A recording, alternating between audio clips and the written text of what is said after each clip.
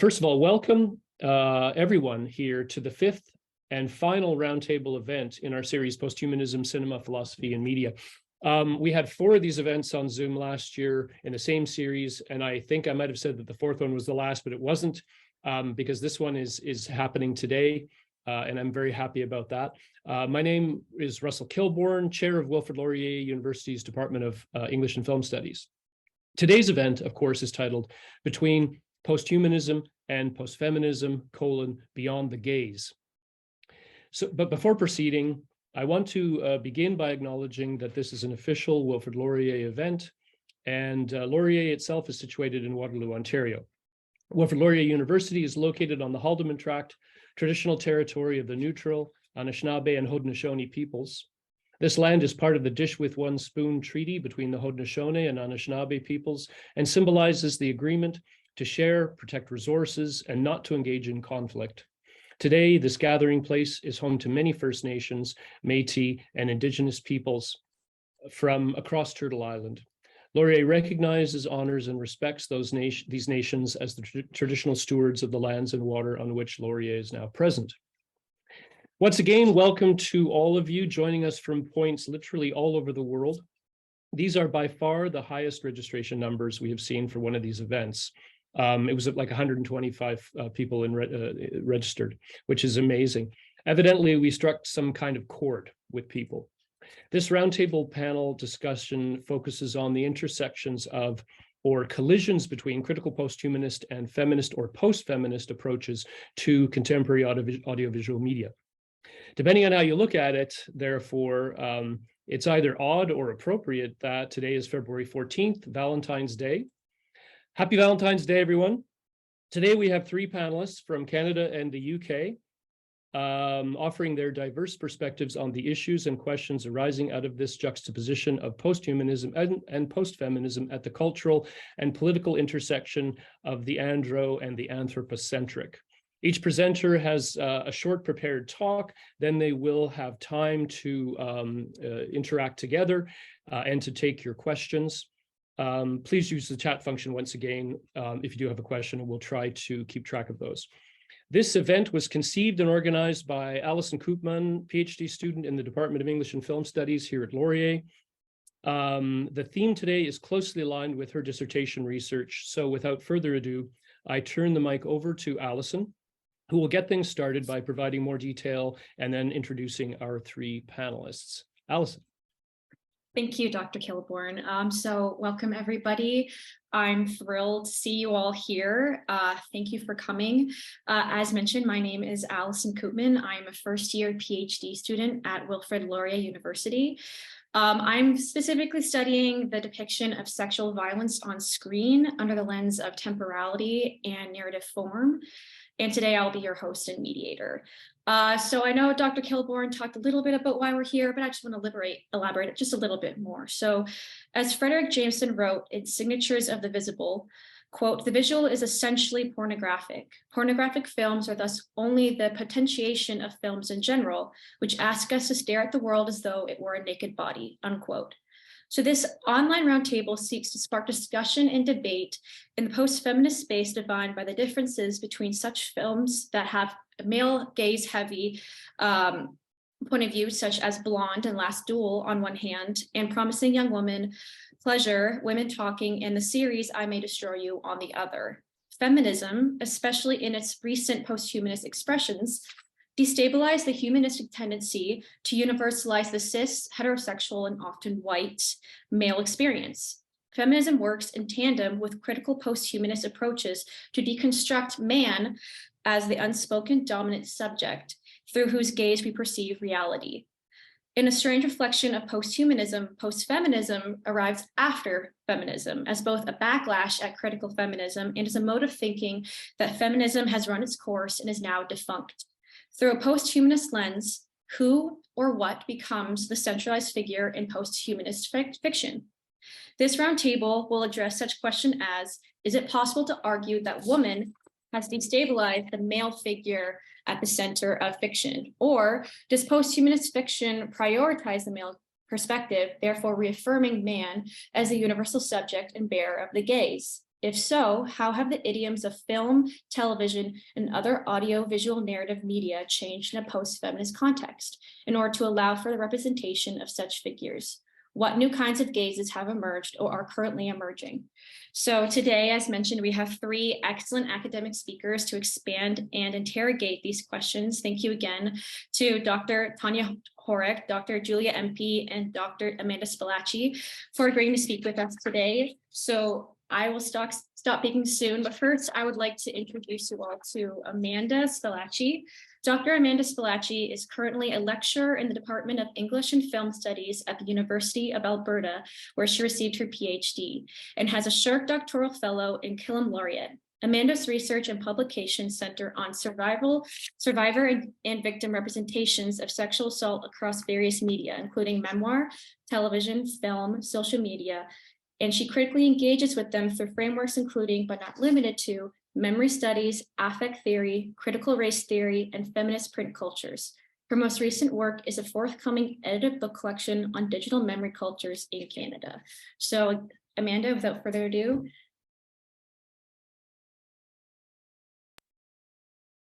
Okay, can everybody hear me and see my screen? Okay, awesome. Thank you so much, Russ and Allison, for inviting me to join the roundtable today. And Julia and Tanya, I want to say that it's such an honor to be on this panel with both of you today. I'm really looking forward to this discussion. Okay. So my presentation today focuses on the relationship between the rape revenge film genre and popular post-feminist discourses in mainstream media. This relationship is significant as film and gender studies scholar Sarah Projansky argues that the intersections of contemporary cinema and post-feminist discourse is, quote, a dominant means through which contemporary popular culture discursively defines feminism. And that's the end of the quote. An important methodology for engaging with rape revenge films then involves a film analysis alongside a popular culture analysis, identifying points of conversion between the two, revealing how the cinematic representation reflects, informs, and resists prevailing discourses about sexual assault. I begin my presentation by adopting this methodology to provide a brief overview of rape revenge films from 2003 to 2013. It might seem odd that I'm beginning the discussion with this past era, even if it is the recent past. And because the focus of my presentation is Emerald Fennell's Promising Young Woman. But by using this methodology to compare rape revenge films released across two subsequent decades, I can identify the intersections between representations of post-feminist discourse in commercial media and representations of sexual assault in film as both evolve across the decades. Additionally, the 2003 to 2013 section functions as a point of reference to mark the significant shift in sexual assault discourses that occurred later in this later era of 2014 to 2020. And I identify points of intersection to demonstrate how this film, Promising Young Woman, emerges in opposition to patriarchal modes of thinking, or in other words, challenges post-feminist beliefs. One of the advantages of beginning this presentation by considering a past era is that numerous scholars have already published on post-feminist discourses that dominated this particular decade, and their research identifies three significant themes among the discourses. The first is what digital media scholar Amanda K. Lotz refers to as individualism, and literary and feminist theorist Catherine Rottenberg calls neoliberal feminism. Analyzing news media as well as film and television, both scholars identify that the representations of women consistently perpetuated the belief that because feminism created an equal opportunity society for women, then women are now responsible for their empowerment, well-being, and success. Not being able to secure these values is the woman's failure, and certainly not because of social systems or structural issues. Reinforcing individualism, the second theme pertains to the public shaming of women in popular culture, which today many refer to as bubblegum misogyny. Essentially, to preserve the belief of individualism, mainstream news media consistently represented famous young women in precarious situations, framing the images with the rhetoric of personal failure. Related to these precarious situations, the third theme, extremism, appears particularly in films and television series that feature women as protagonists. Amanda K. Lotz argues that most of these female-led narratives were part of the action drama genre, which depicted women as possessing extraordinary physical and intellectual strengths while navigating situations that were inaccessible to actual women. Considering sexual assault or sexual violence within the context of these themes, sexual assault becomes framed through discourses of personal culpability, accompanied by a risk of public shaming, especially if the woman did not demonstrate extreme actions to fight back. Keeping these themes in mind, I want to turn to the rape revenge films released between 2003 to 2013.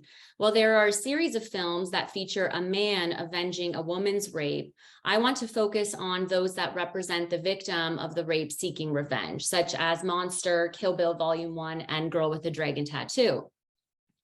The rape revenge films released during this period exceptionalize sexual assault and define female empowerment through masculinity.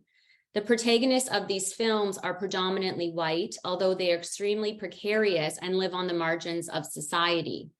Additionally, many of these films present a graphic depiction through a series of close-ups of an excessively violent rape to justify the protagonist's subsequent violent vengeance. Both the representations then of the protagonist and the graphic rape scene establish violence as an exceptional rather than pervasive social problem. Furthermore, the films do not represent the victim's subsequent trauma from the rape. Instead, the revenge sequence is arguably a coping mechanism to evade the trauma. Finally, and I've discussed this in another article, many of the revenge sequences begin with the protagonist donning the perpetrator's clothing and driving away in his car, or match-on-action editing of the perpetrator and the victim's faces, which I have argued establishes that for the protagonist to become empowered, she must transform into the male perpetrator and enact violence. This representation reflects the message that a woman ought to behave like a man to carve a space for herself, preserving patriarchy's dominant position rather than radically critiquing it. At the same time, I think there's an argument to be made that at the level of these film techniques, such as the match-on-action editing, as well as the props and costumes, there appears to be a representation that may not be critical, but nonetheless is a representation that in order to obtain justice in a patriarchal culture, the woman must transform into men. And this representation differs from the post-feminist belief that feminism achieved gender equality and thus systemic patriarchy and misogyny no longer exist. At this time, I want to move on and redirect the focus to the subsequent decade, 2014 to 2020. The themes of individualism, public shaming, and extremism continue to appear in the discourses and representations of this decade. However, a series of representations that challenge them also emerge in popular culture. In 2014, leading this critical conversation, former President Barack Obama and then Vice President Joe Biden instituted the White House Task Force to protect students from sexual assault.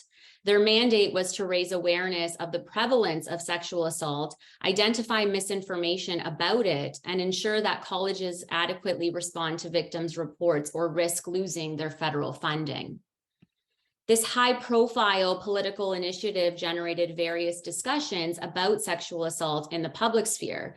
A study published in the Journal of Sex Research in 2017, for instance, investigated newspaper and magazine articles that feature college sexual assault as a topic and found 3,630 of them were published between 2014 and 2015, compared to 638 in 2012 to 2013, indicating that this newfound media interest in the topic is likely in part because of the heightened political attention.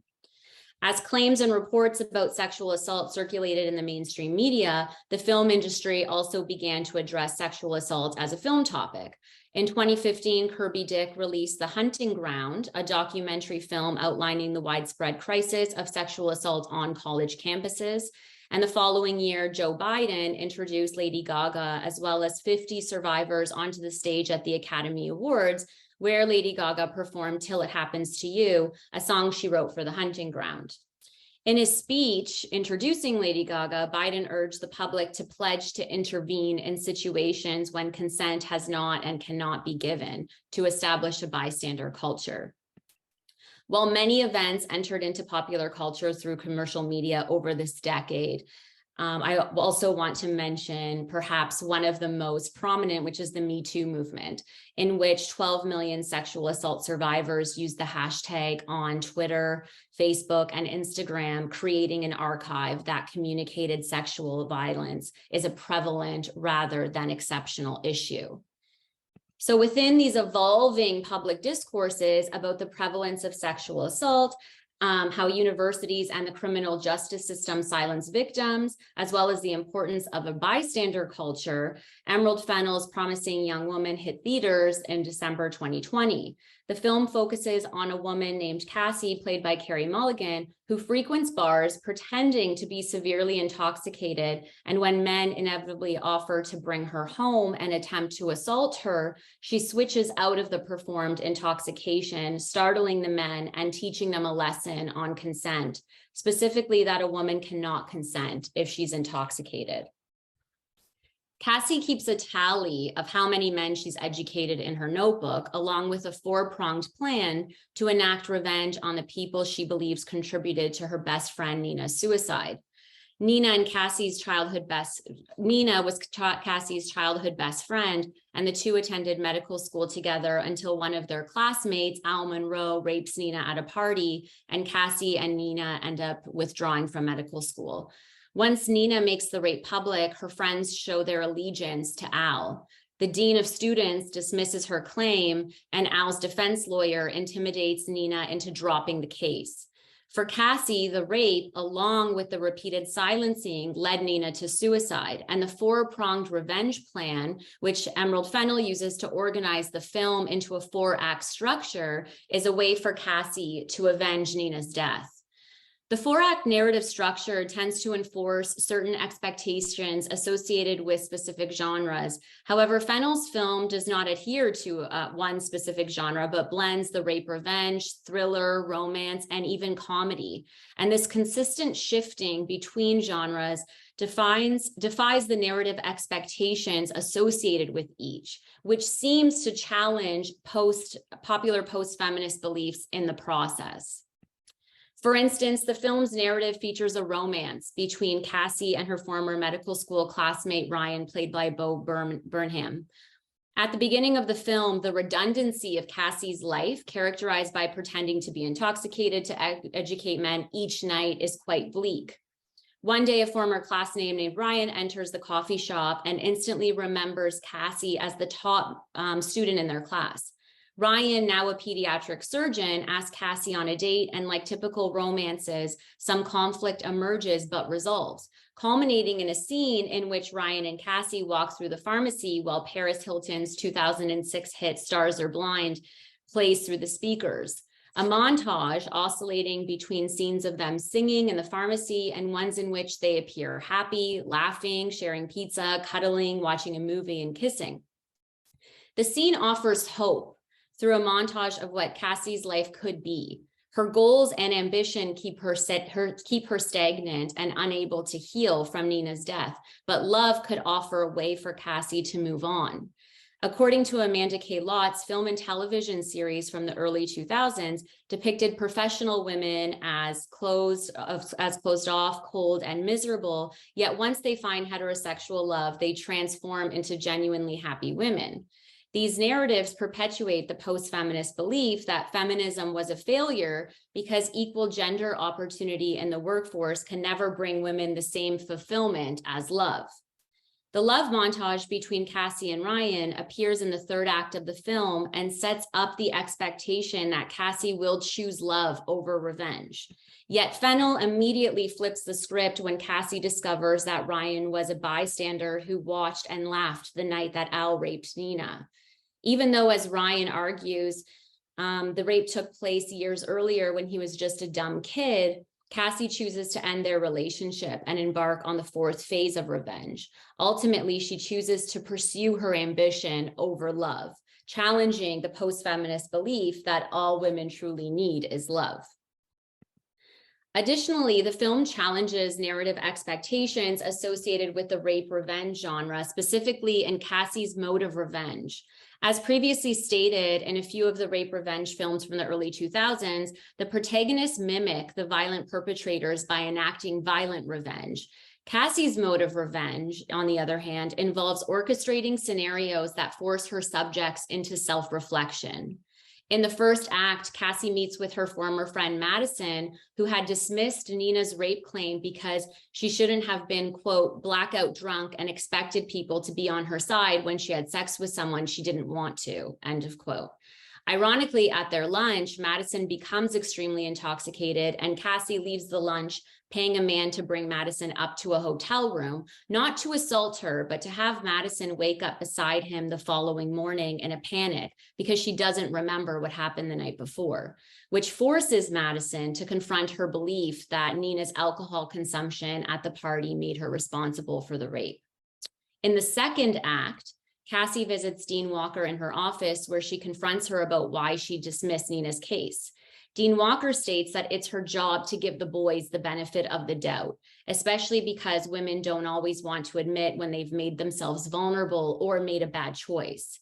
Cassie nods and tells Dean Walker that she hopes she doesn't mind that she picked up her teenage daughter, Amber, from school and dropped her off with the boys who live in Al Monroe's old dorm room, which Cassie actually didn't do, but Dean Walker begins panicking and is forced to confront her problematic beliefs about women's responsibility. The third act is significant because Cassie visits the home of Al Monroe's defense lawyer, Jordan, who had intimidated Nina into dropping the case. Yet Cassie encounters a man who has been reflecting for years on all of the women he silenced, making himself both literally and physically ill. And because he's done the work, Cassie spares him. The self-reflexivity as a means of revenge instead of violence challenges post-feminist beliefs about individualism and women's responsibility in cases of sexual assault because it replaces a scene of violence with the scenes I currently have on the screen, which depict Cassie in dialogue with each character. And the content of this dialogue directly addresses and challenges the problematic beliefs surrounding women's believability and responsibility.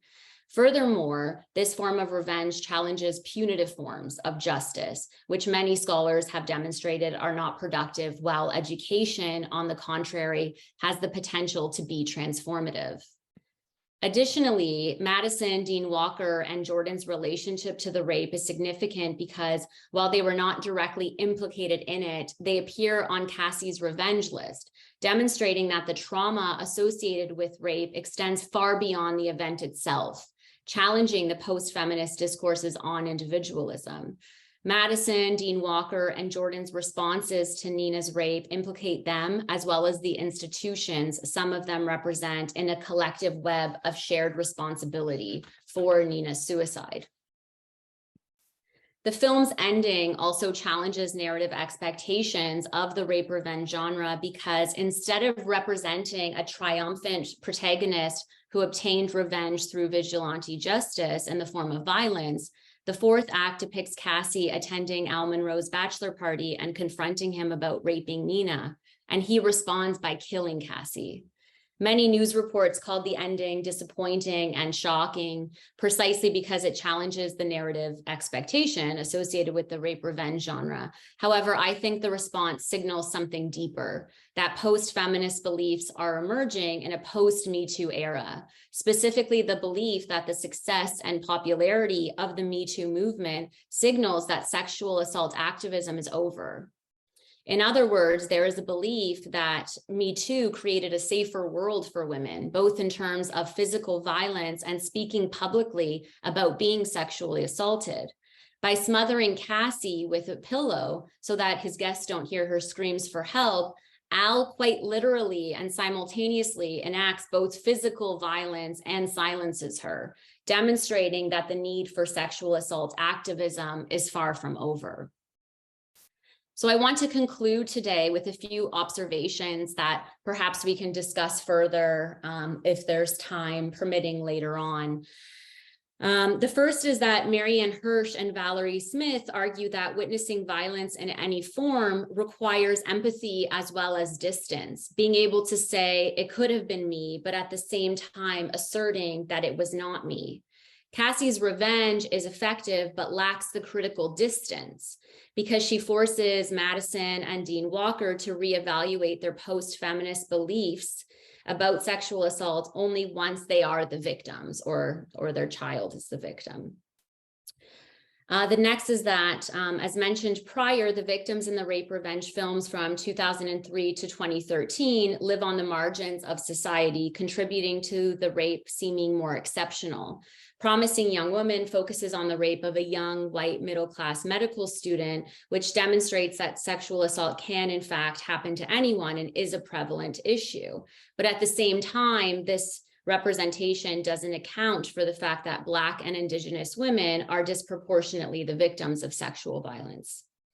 And finally, the pastel settings, the girly props, such as the hair scrunchies, the frilly pens, the notebooks, etc., and moments of comedy in the film bring a sense of levity, similar to Jordan Peele's Get Out, which blends horror and comedy. And so I'm also wondering if this levity works in the context of post-feminist cinema that focuses on sexual violence. So that's all for today. Thank you so much, everyone. Thank you so much, Amanda. You've given me a lot to think about. Again, we encourage people in the chat, if you have any comments or any questions based on Amanda's presentation, please put in the chat. We'll try to bring them up later. So I have a couple thoughts, but I thought I would start with your question in the middle about distancing and whether or not it's more personal. I wondered when I read your proposal, if you think that rape revenge films are more about personal vendettas, and especially the ones from 2013, if those are more about personal vendettas, would you say then that Promising Young Woman universalizes this issue because it's not just her friend's revenge that she's enacting on, but revenge for all women who have been in situations where consent is not necessarily given? So would you say that this film could be considered a sort of perfect post-humanist rape revenge film?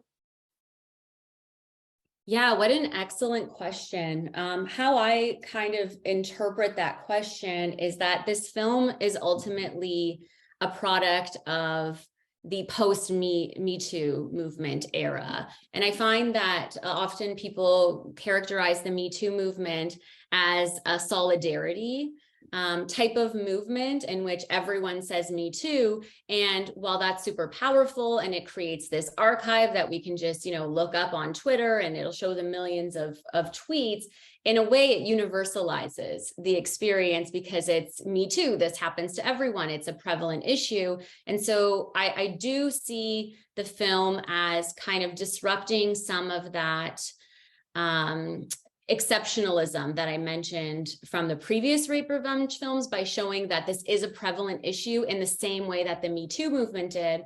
But what it fails to do that I think the rape revenge films from 2003 to 2013 do is, like I said, it doesn't focus on how certain groups of women are disproportionately affected by sexual violence. So in the film Monster, which I reference, Eileen Wuornos is a sex worker. And so that vulnerability, is a factor that contributes to the assault. And in The Girl with the Dragon Tattoo, Lisbeth's precarity being a ward of the state contributes to that. Whereas I do see in Promising Young Woman, it's kind of like Nina and Cassie stand in as a universal kind of woman on this path of revenge. I don't know if that kind of answers, but that's how I see it.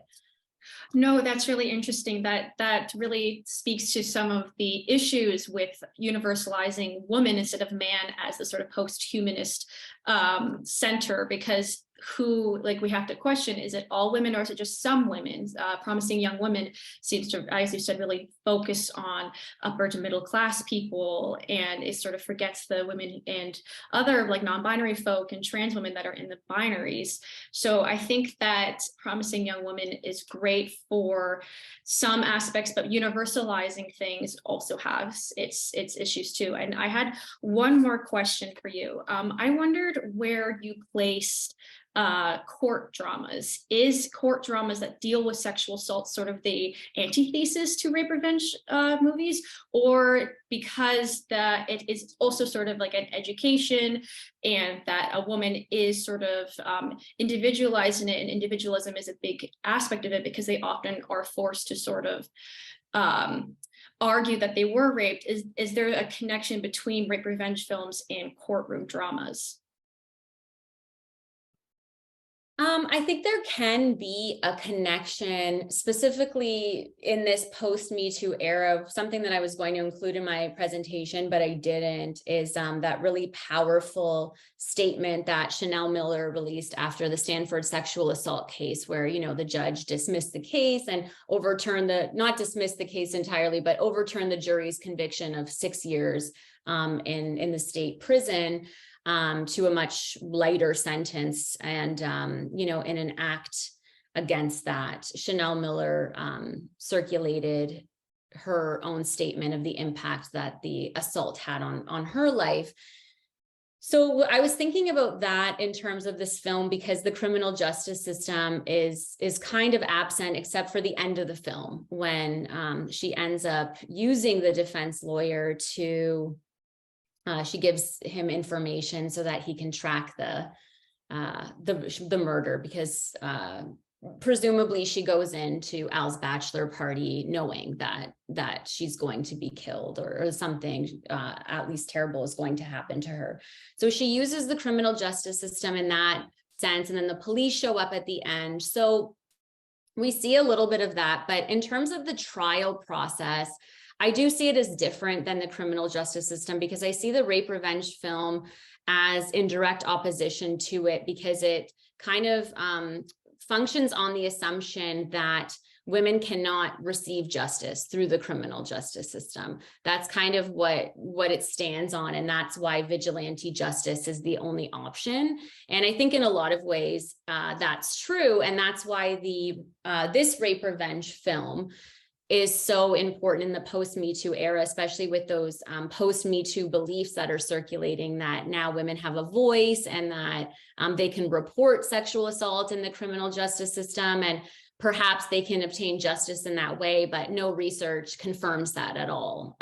There's only starting to be few policies that are being implemented that say, you know, that defense lawyers can't use women's prior sexual history or dig through their social media prior to the event, but it's happening in very small increments. So I still see that the rape revenge film is very relevant in the post-Me Too era, because the criminal justice system is still not a space that will allow women to achieve justice. So they have to find these alternative forms.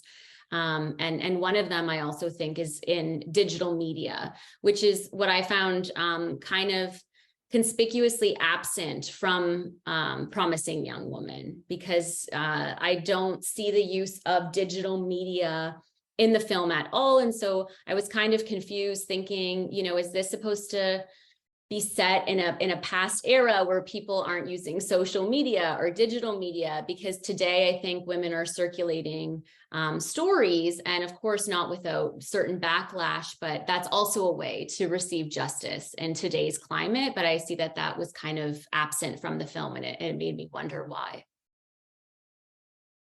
Yeah, that's a great question. I didn't even consider that. I want to get back to that hopefully at the end, but we are going to move on. Thank you again, Amanda. That was amazing. So next up, we're going to hear from Julia, but briefly I'd like to introduce her. So Dr. Julia A. Empey received her PhD in English and Film Studies at Wilfrid Laurier University. She is a Shirk postdoctoral fellow in the Faculty of English at the University of Cambridge and a research associate at Cambridge Digital Humanities and Corpus Christi College. She is the book reviews editor at Interconnections, the Journal of Posthumanism / Interconnections Review de Posthumanism. Her research and publication interests focus on contemporary literature and film, feminist and posthumanist theory, and science fiction literature, film, and media. Her other interests include eco-criticism, cosmopolitan studies, and political theory. So without further ado, I will also share my screen. Yeah, thank you for being my screen buddy, Allison. I really appreciate it. And thanks again for having me. All right, let me get my notes up. Are you ready to go? Okay, perfect. Okay, so, all right. Hi, everyone. Thank you again, Allison, for the introduction. And again, for having me. I just said that twice, but here we are. Anyways, so Tar, you've probably heard about it. It's been nominated for a bunch of Academy Awards. And I'm sorry if you haven't yet had a chance to go and see it, but I am going to be spoiling many moments from this film. So my apologies. I also want to be clear that I'm not going to be covering absolutely everything within this film, but I really actually have sort of 4 grounding questions. Could you go to the next slide, please, Allison? Thank you. So when I was watching the film, there's a lot going on within it. In many ways, if you know the summary and the synopsis, you know pretty much exactly what happens. It's less about the main plot points and more about how that it's being shown that really makes Tar such an interesting film. But as I was watching it, there were sort of these 4 main questions that came up for me, which is how does Tar, the film, engage with feminist discourses? And then by extension, how does Lydia Tar, the protagonist, how does she embody a type of post-feminist ideology, which then by extension really ends up becoming a type of anti-feminism in my viewpoint.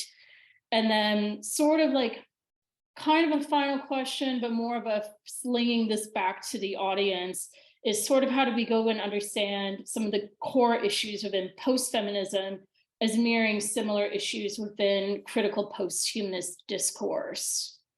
But for those of you who haven't seen Tar, which I'm assuming is most of you, the plot summary for it is that it's set in the international world of Western classical music, centers on Lydia Tar, who is widely considered one of the greatest living conductors, and she's the very first female director of a major German orchestra.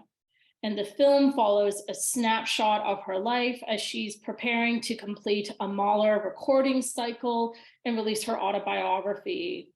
And we see how Lydia has this chokehold of control over all aspects of her life, but that control is slipping away as knowledge of her abusive behavior towards women becomes publicly known.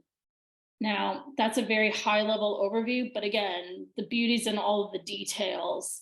And another thing too is that when I say Tar, I'm referring to the film, but when I say Lydia, I'm referring to the character, just to go and keep it all clear. But if I mix them up, my apologies. Anyway, so I really go and see that these questions, they're all fundamentally speaking to each other, particularly when we go and we figure, and we're engaging with post-feminism and particularly anti-feminism. But first, next slide, please. I go and I approach post-feminism and really build off of Hall and Rodriguez's main 5 pillars. And they note in their 2003 article, The Myth of Post-Feminism, that the ethos of post-feminism really rests on like these core principles. And again, just as a brief caveat, they're speaking specifically about feminism in Western countries and contexts. And those pillars are being, firstly, that support for feminism among women has decreased in the 80s and the 90s. Second, at the same time, support for feminism decreases and anti-feminist sentiment also increases among certain pockets of young women or women in general. And thirdly, many women feel that feminism has obtained its primary ends. The project is done. Women have the right to vote. There's reproductive choices. There's increased representation of women in positions of power. There's economic freedom and mobility.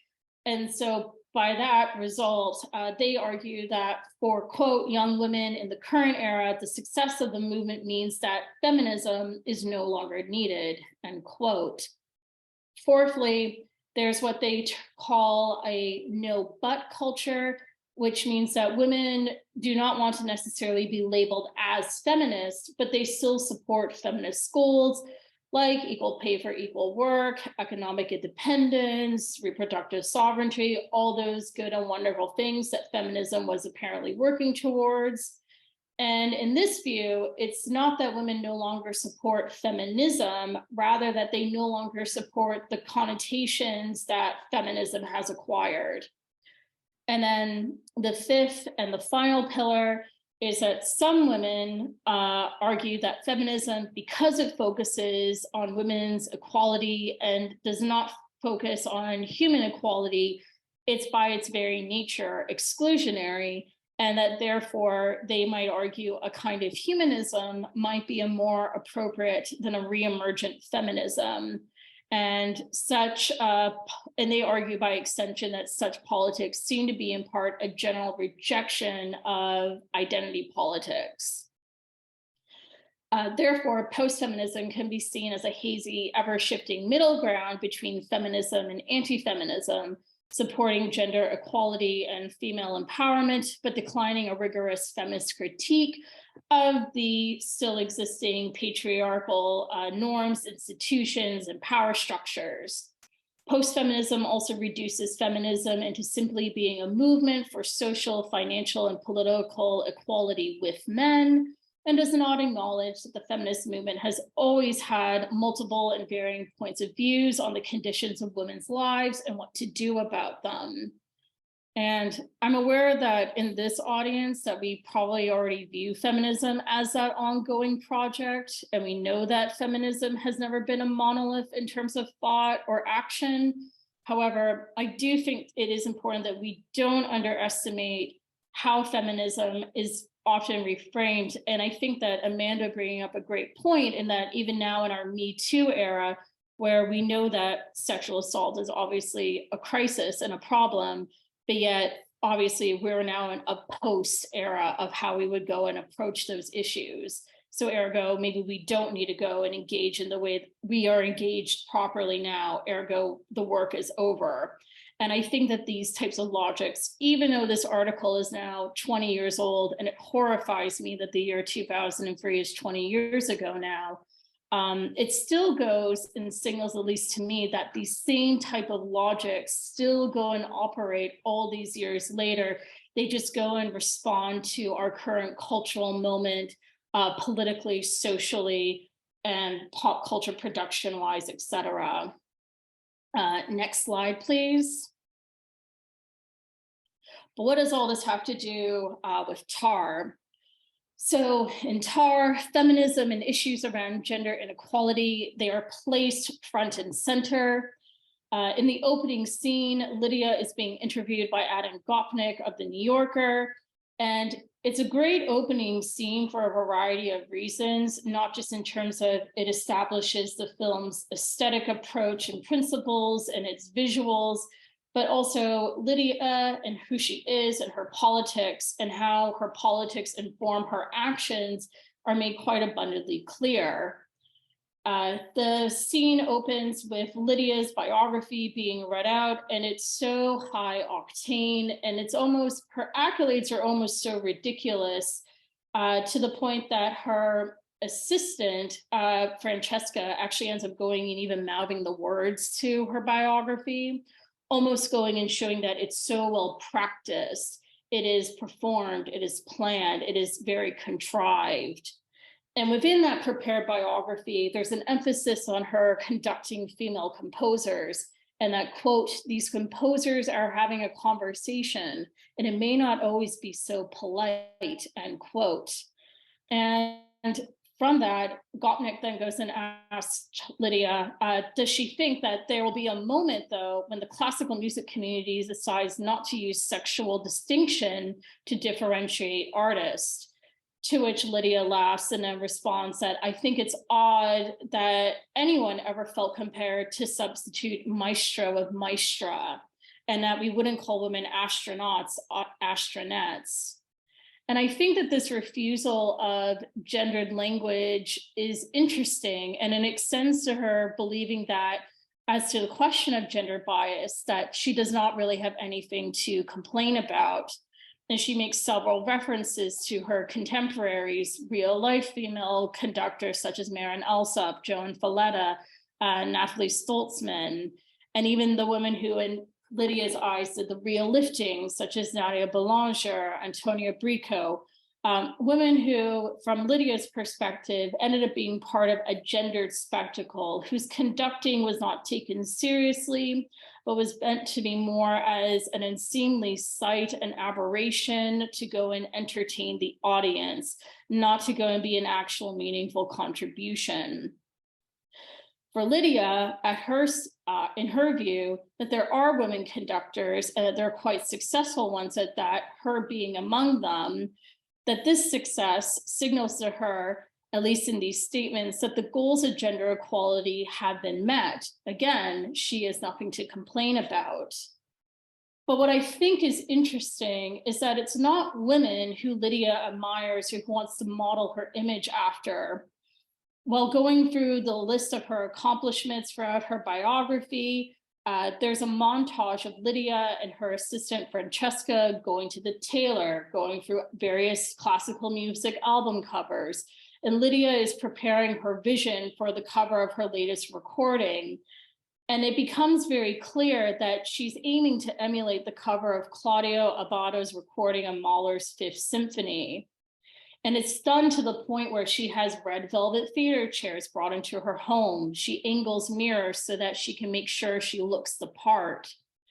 And I read this opening montage as emphasizing that it is the performance of maestro that matters, of connoting a particular image of the classical composer and conductor that Lydia is aiming for, just as much as she wants to be considered to be great for her actual talent. It is the image that she aims for. And it's despite these references to these female composers, it's that Lydia will go and model herself off of the idea and the ideal of male prestige and greatness. And I think that this idea that women have achieved equality and therefore no longer need to have exceptions or have difference acknowledged carries out into a subsequent scene where she suggests to her associate Elliot Kaplan that they should change the conducting fellowship she helped found from being single-gendered and /sex, focusing towards helping young women, to being open to anyone, because the replacements are good and ergo the program has been successful. There's no need to go and help women in particular. And I want to be clear that I'm not suggesting that gender neutrality is inherently a bad idea, but I think it is interesting that for Lydia, a woman who has achieved so much success, that she's not really interested in maintaining the mechanisms that helped her ascend and keeping them up for other women or for other marginalized bodies. Next slide, please. A second. Whoops, sorry, go back to the other slide, sorry. This is what happens when you have your notes up in front of the Zoom screen. My apologies. Okay, so, and it's this effacement of difference where Lydia's post-feminism becomes a type of anti-feminism. And I want to be clear that I don't think Tar, the film, is anti-feminist or anti-woman by depicting Lydia in a negative light. And if anything, the film is challenging Lydia's construction of herself and her effacement of difference. It is in this effacement of difference that Lydia can uncritically uphold her elitism and her entitlement to other women.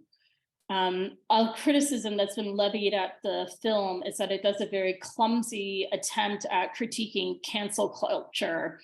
And it's a scene where Lydia is at Juilliard teaching a conducting class, and she has a very contentious engagement with her Black pangender student who says that they are not that interested in composing Bach, and wasn't Bach a misogynist anyway.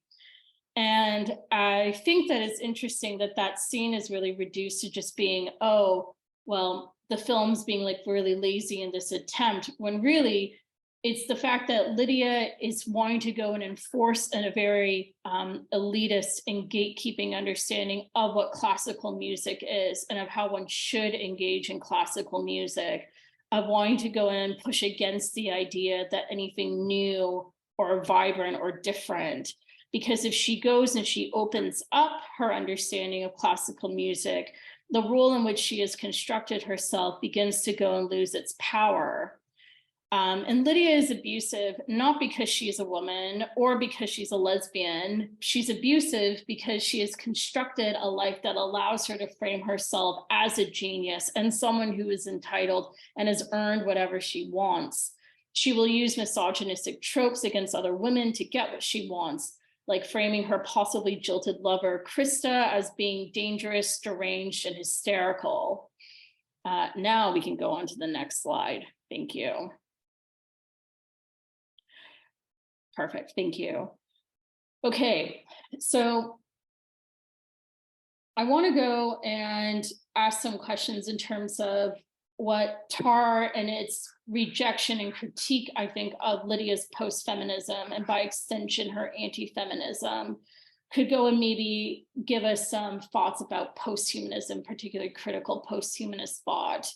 But first, what do I mean by posthuman and critical posthumanism?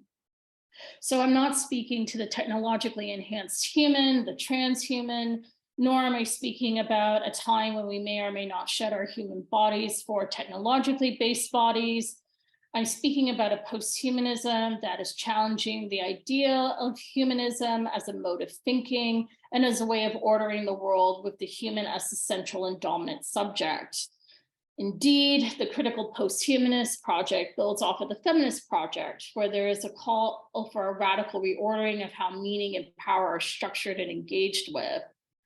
And bit of a plug to Russ and Nine's edited collection, but this is something that he and I were struggling with in our introduction, where in the end, fundamentally, that, which by the way, you can order for pre-order, it's coming out from Bloomsbury in June 2023, go do that now. That despite a desire to reorient the human within a network of relations, that the baseline human subject remains without a doubt male, and that intentionally or unintentionally, consciously or unconsciously, the post-human, even the critical post-human, is also still a man. And I think that what TAR goes and shows us is that Lydia was not interested in deconstructing or radically rethinking the role of conductor. And if anything, her relishing of the role, she's the central figure of the orchestra. They cannot start without her. That's something she says repeatedly. You cannot start without me. And she is the one who keeps time, the most important element in interpreting classical music. And therefore, she also then acts as a continual gatekeeper to the upper echelons and maintains a type of elitism. But it all ends up being a complete facade. And again, major spoilers, but it turns out that Lydia Tarr is not actually Lydia Tarr. She's Linda Tarr. She went and created an entire new identity based on, again, that ideal of what it meant to be a classical conductor, of what it meant to go and have that type of role and have to go and have that type of power. And even to the point where she repeatedly references Leonard Bernstein as being her mentor and her inspiration. But Todd Field, the director, makes it abundantly clear that she never even met Bernstein. It was all a function of her imagination that she created.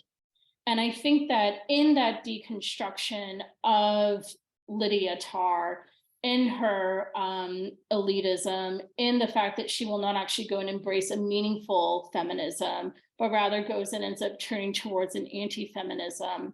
I think that it goes and it shows that within Tarr, again, it's not because of her initial identity, but the structures of power around her that allow her to go and maintain that. And so I wonder too, that even when that is all torn away and it's shown for what it is, it's all a performance, it still doesn't end up going and changing the world in which she operates fundamentally. She has to leave. She ends up going and conducting a random orchestra down in Singapore, and actually ends up going and conducting the main female monster hunter at one point, apparently. But in the end, the classical music world has not fundamentally changed. So what I end up going and thinking is that even within post-humanist thought, as we want to go and deconstruct the human, as we want to go and move away from it, do we not go and risk, in a sense, going, leaving a bit of another opening, another vacuum, where we still end up going and organizing around that neutral subject, which in the end is still the construction of maleness and masculinity. Yeah, so those are my thoughts on Tarr. Thank you so much.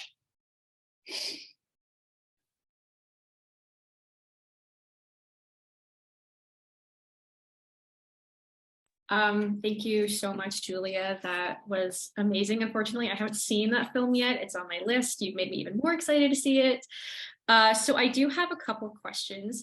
So I thought at the beginning of your presentation, your emphasis on the idea that feminism as a word is the issue, not feminism itself. And that's something that I think is really interesting and unfortunate. So I wondered if you think that the film itself is arguing for a more humanistic approach to things like gendered violence, sexual assault, sexual abuse, or is it simply again stating that this is a gendered issue, but mostly one where women are and other more marginalized folk are most likely going to be the victims?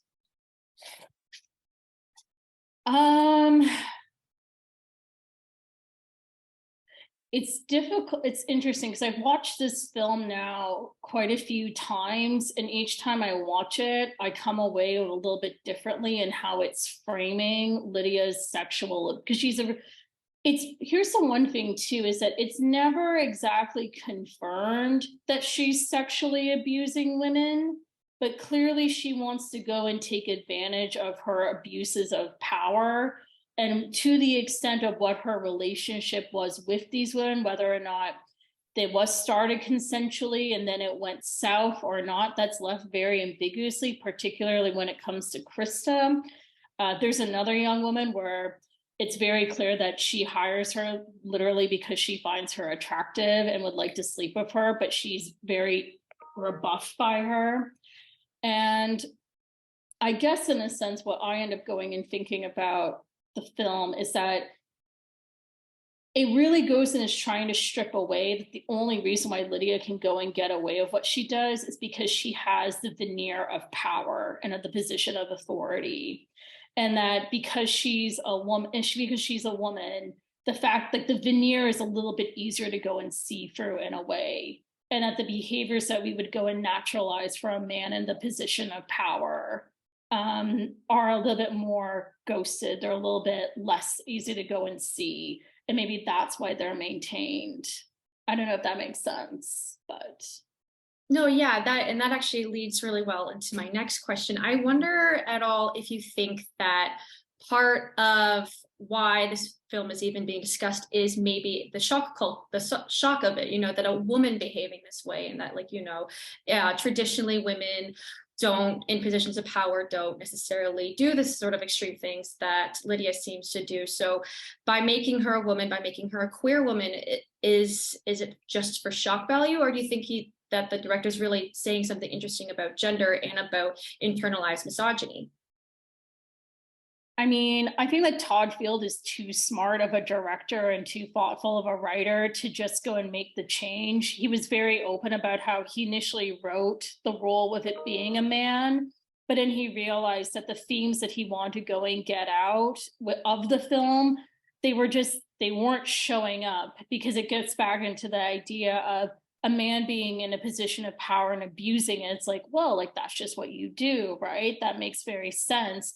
But again, by going and making it your protagonist, your abusive protagonist, a woman, it really goes to show how much we both excuse, but also really like create the role for the abuser, and how like what we will and will not excuse, right, by the virtue of the perpetrator's gender. I think it's also like just very reductive to go and say that because you're depicting a woman as being not a good person, you're anti-woman. I think that's a very lazy critique. So that's just also my thought too. Yeah, no, that's great. Thank you so much. I'm sure that we'll come back to some of these ideas, but we're going to move on now to Dr. Tanya Horrick. So I'm going to do a brief introduction. So Tanya Horrick is a professor of film and feminist media studies at Anglia Ruskin University in Cambridge, UK. She's the author of Public Rape, Representing Violation in Film, in Fiction and Film, and Justice on Demand, True Crime in the Digital Streaming Era. Her research projects include an Arts and Humanities Research Council funded study on online sexual risks for young people during COVID-19, and a British Academy funded study on the rise of consent culture and intimacy coordination. So go ahead. Thank you. Thank you so much to Russ and to Alison for inviting me to this roundtable. I'm delighted to be speaking alongside Amanda and Julia, who are doing such important work in this area. So this event has given me a valuable opportunity to collect some of my thoughts around Me Too TV and film. The viral Me Too movement has initiated a profound cultural shift in how we think about sex, violence, and consent on and off screen. Growing public recognition of sexual predation in the entertainment industries has resulted in a critical reevaluation of past films, not only for their dubious on-screen depictions of gender and sex, but also for their conditions of production and the off-screen mistreatment of women actors. In turn, this has led to a cultural reckoning over how things might be done differently. As part of a project I'm doing on intimacy coordination, a role that has emerged in the wake of Me Too and of which I will say more shortly, I've been collecting stories of the harm actors have suffered on set. These accounts appear in the media with alarming frequency, and while I'm never surprised by them, they also never cease to disturb. For example, if, like me, you've been listening to Karina Longworth's podcast, The Erotic 80s, you'll know what female actors had to endure in Hollywood during that decade. You'll know that, for instance, prior to her arrival on set, the producers of Blue Lagoon taped pictures of then 14-year-old Brooke Shields over the wall of her 18-year-old male co-star Chris Atkinson's bed to entice him and to prepare him for their intimate scenes. And you'll know that director Adrian Lyne and actor Mickey Rourke colluded behind Kim Basinger's back to find ways to shock her and traumatize her on the set of 9.5 Weeks, as they felt that this was what would get a good performance out of her. It is not that such stories of on-set harm are new or that they have only just surfaced. Indeed, people have been aware of what went on during the filming of 9.5 Weeks for decades. What's different is that in the context of Me Too, these accounts have become legible in a way they weren't before. However, as Sarah Benet-Weiser and many other feminist theorists have cautioned, the visibility of such stories is not enough. Stories can be co-opted to serve other agendas, and there are always stories that don't get heard, voices that remain silenced. It is important then to keep focused on the need for the structural changes that will prevent such gendered violence in the first place, and that will produce better, safer, and more equitable working conditions. As Sabrina Morrow notes in this quote on the slide before you, a feminist politics solely based on publicly sharing sexual assault testimonies is inherently limited. What is needed are radical shifts in the gendered power imbalance within the film industry and beyond. Listing stories of harm, in other words, will only get you so far. Challenging the industrial structures and entrenched gendered and racialized power hierarchies that enable sexual harassment and abuse is therefore critical. It is also imperative that we develop critical analysis of shifts in how narratives of sexual harassment and violence are being represented and communicated in screen media. In the wake of Me Too, what new screen mediations of gender-based sexual violence have emerged or are currently emerging, and how might they be shifting perspectives? As feminist theorist Karen Boyle writes in her 2019 book, Me Too, Weinstein and Feminism, the Me Too moment demands that we think critically about what it means to tell personal stories in a highly mediated context, and invites us to think not only about who benefits from these tellings, but also who has the opportunity to be heard and in what capacity.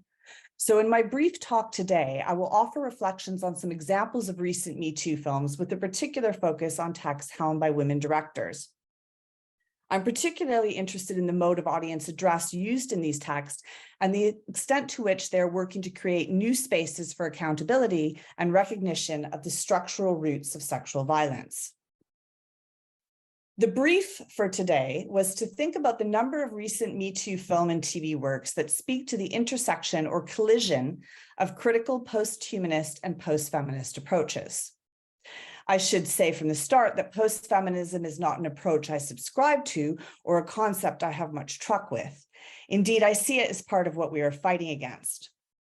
While it's a complex term with a complicated lineage, post-feminism for me references the shallow empowerment discourses used by neoliberal media, those discourses which profess to champion women's liberation and independence as sexual beings at the very same time as they judge women for sexual behaviors and sweep away the possibility for structural analysis of what Bell Hooks terms white supremacist capitalist patriarchy.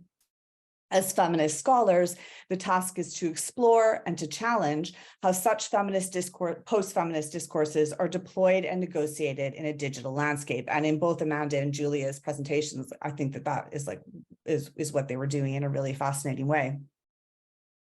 Critical post-humanism is potentially of more value to me, especially as my research focuses on post-digital culture and the entanglement of the online and the offline. In my scholarship, I'm concerned with the relationship between forms of sexualized violence and new media technologies. My current work explores the complex processes structuring violence and spectatorship in a post-digital attention ecology. I examine what digital media technologies mean for how images of rape are framed and reframed and the kind of effective responses that are enabled and or foreclosed by platform affordances. How do techno-social processes of mediation shape cultural understandings of rape in both representational and non-representational ways? In other words, it is not only the narrative content of screen mediations of sexual violence that we must attend to, but their form and their tone and the effective responses they generate.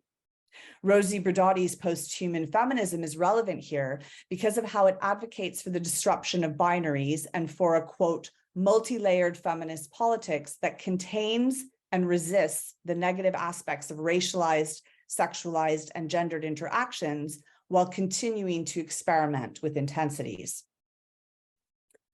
But my main inspiration for the set of musings that follow is feminist theory on Me Too. I've tried to cram as many examples as I can of recent books which have influenced me onto this one slide, no easy feat. I have invariably left a load off and was not able to include the slew of important journal essays on the topic, but hopefully you get the gist. There is a rich and growing body of feminist theory on Me Too, which is considering the critical possibilities of this moment we are in, while at the same time acknowledging its limits and exclusions. For theorist Linda Alcoff, the agenda-setting question is this: how can we take advantage of the new focus on rape and sexual violence and push toward more understanding and more effective resistance? Alcoff argues that we need a program, quote, that focuses not simply on getting the word out, but on reforming and transforming the conditions of reception in the public domain in which public domains in which our words emerge. Transforming the conditions of reception must be a priority if we are to change public understandings of sexual violence, interfere with structures of power, and find better ways to support survivors. Since I first began researching and writing about images of sexual violence in the 1990s, the concept of what I call public rape has taken on new significance. Indeed, my use of the term public rape to refer to how controversies over rape are central to the body politic and to the very conception of the public is considerably heightened and complicated in a post-digital world. The two images on this slide punctuate the shift from a pre to a post-digital era. The first is from the cover of my 2004 book, Public Rape. It features Jodie Foster in the role of rape survivor Sarah Tobias from the 1988 Hollywood film, The Accused. A television media scrum surrounds the rape survivor outside of the courthouse, a microphone thrust in her face. The second is of Amber Heard on the stand during the 2022 Heard Johnny Depp defamation trial. A hand is holding a smartphone, which is screening a TikTok clip from the televised trial. When looking at these two images, it is interesting to think about how much has changed, but also how much has stayed the same. When Russ and Allison invited me to speak at this roundtable, they shared a blurb which included mention of Andrew Dominik's 2022 Netflix film Blonde, based on Joyce Carol Oates' novel From the Turn of the Millennium. Well, I don't want to dwell too long on Blonde, a film which I hated. I thought I would share these tweets from Joyce Carol Oates. If you don't follow her on Twitter, you really should, which framed the film in relation to Me Too. Asked for her film review, Oates tweeted that she thought Dominik's Blonde was a brilliant work of cinematic art, though not for everyone. She professed surprise that in a post-Me Too era, the stark exposure of sexual predation in Hollywood has been interpreted as exploitation. Surely Andrew Dominik meant to tell Norma Jean's story sincerely. Well, perhaps, but it is precisely as a piece of Me Too cinematic art that I believe Blonde fails. As others have noted, it denies Marilyn Monroe's voice and agency entirely. And just as a brief aside here, it is somewhat depressing to note that regardless over the criticism of Blonde, Ana de Armas has been nominated for a Best Actress Oscar. The specter of white female violation remains culturally potent. Where Blonde revels in the violation and degradation of Marilyn Monroe, justifying its exploitation with the excuse that it is set in pre-Me Too times, the other recent Me Too texts, the ones that interest me the most, choose not to depict scenes of sexual violence at all. Maria Schrader's 2022 film She Said, which is a dramatized depiction of how New York Times journalists Megan Twohey and Jodie Cantor broke the story of Harvey Weinstein, is a notable example. The film worked very closely with survivors. Sorry, I better take a sip of water. The film worked very closely with survivors. As reported in the New York Times, quote, to minimize their distress, the filmmakers established some initial ground rules. No naked women, no depiction of assault, very little Weinstein. And you can see the quote from Maria Schrader there that we did not need to add another rape scene to the world. The Power of She Said, which was written by British playwright and screenwriter Rebecca Lekowitz, comes from how it focuses on testimony instead of reenactment. What I found most compelling were the documentary moments in the film. For example, while the film does not show Weinstein's face, it does include the real-life audio recording of Weinstein obtained during a 2015 New York police sting operation in which Weinstein harasses the Italian model Ambra Battolani Gutierrez. This audio is included in its entirety in the film with Gutierrez's blessing. Though I had heard this wiretap audio before in the context of Ronan Farrow's podcast, The Catch and Kill, it lands differently in the context of She Said's dramatization. As the audio of this distressing encounter plays, the camera tracks down shots of empty hotel corridors, and we, quote, listen to the screen, to borrow a phrase from Jennifer O'Meara, in an impactful moment of sonic embodiment. The use of Ashley Judd, who plays herself in She Said, is also significant for how it positions viewers in relation to the material. As Schrader states, it almost feels like when you're in the theater and you pull down the fourth wall. You have actors playing real people, and then all of a sudden you have the real Ashley Judd telling her own story. It validates and refocuses viewer attention on testimony and survivor experience. A productive tension between documentary and drama is at work in other recent filmic accounts of Me Too. Consider, for example, the fiction film The Assistant, which is clearly drawing from the Weinstein scandal. Directed by Kitty Green, this dramatization of a toxic workplace does not depict the abusive male executive at all. We never see the man in question, which is important in shifting focus away from the individual and onto the structures and systems that support and enable him. The film focuses on the workplace dynamics that allow such individuals to operate in the way that they do. At the center of the film is a young female employee played by Julia Garner. The film focuses on the banal activities she performs to literally clean up after her boss as she tidies up his office from the night before. The discomfort registers on her face as she grows increasingly aware of his abuses of power and of her complicity. In an interesting side note, in preparing for today, I discovered that clips from this film, in particular the scene in which the sinister HR person played by Matthew McFadden is used in a New York City sexual harassment training prevention course, part of which I have now actually completed to get the screen grabs that you see on this slide. To round up my discussion, I want to offer a few brief reflections on Sarah Polley's recently released film Women Talking, which is nominated for Best Picture and Best Adapted Screenplay. Women Talking is adapted from Miriam Tave's 2018 novel, which is based on the true story of a Mennonite community in Bolivia, where the women and girls were drugged and raped by a number of men in their community. As with the other films I have discussed, Women Talking does not show rape or scenes of sexualized violence. It includes shots of the aftermath of violence in brief flashbacks, for example, of the bloodstained night dresses. But the emphasis in the film is on the women talking in the hayloft as they decide whether to do nothing, stay and fight, or leave. I have much to say about this film, which I found immensely powerful. But for the purposes of today's roundtable, I want to briefly remark on what I see as the dual register it plays out in. And I think Tar does this too, but in like a different way. But anyways, I'm interested in how it works in a dual intellectual emotional register that acknowledges the horrors of violence at the same time as it creates a space for imagining otherwise. The film's plot revolves around the pressures of the deadline as the women of this small, isolated religious community set apart from the rest of society have a limited amount of time to decide what they want to do in response to the men's violence.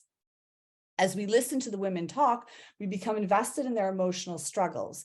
But what is most fascinating for me is how the film enables wider critical reflection on the operations of violence and resistance in this Me Too moment.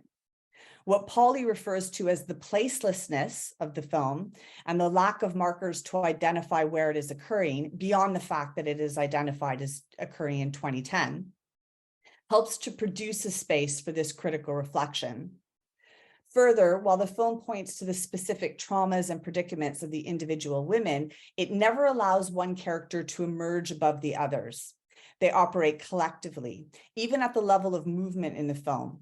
So though the women argue quite sharply as they deliberate on what to do, whenever one of them becomes upset or speaks to her trauma, the women as a group move physically close to her, putting an arm around the shoulder or touching or reassuring or hugging.